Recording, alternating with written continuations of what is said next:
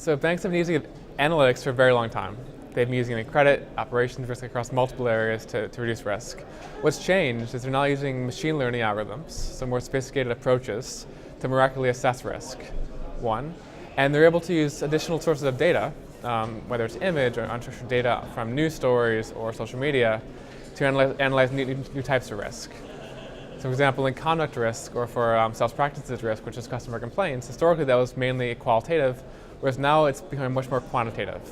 They're able to use natural language processing algorithms and artificial intelligence to get a sense of what customers are saying and how that corresponds to risk.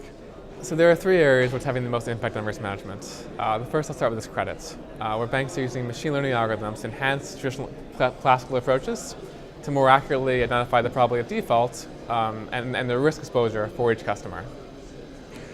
Second area is collections. So historically banks would have had heuristics or rules to drive how they manage accounts through collections, whereas now machine learning algorithms are able to identify the precise offer, the timing, the channel, and the communication strategy or script to reduce losses and help customers get out of debt.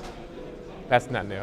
And the third is with regard to emerging sources of data. So with regard to analyzing customer complaints and making sure they're identifying the emerging risks and responding to them in a precise and quick way, they're using natural language processing algorithms to identify the themes across customer complaints, link the themes to risk, and then use those identified risks to mitigate the outcomes.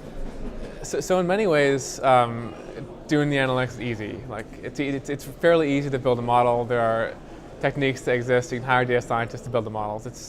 It's easy to get data, integrate it, ingest it, and analyze it. There's a process. You can write it down. You can follow it, and you can just do it. The really hard part is getting risk managers and frontline folks to actually adopt the recommendations, change how they act, and actually mitigate risks.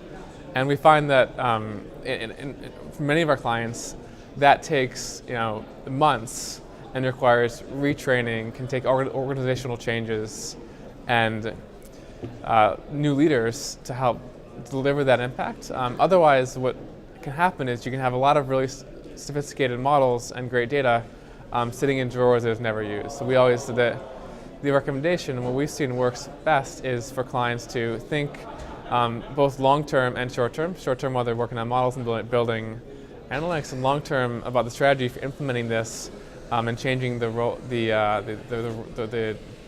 how their people mitigate risk on the ground.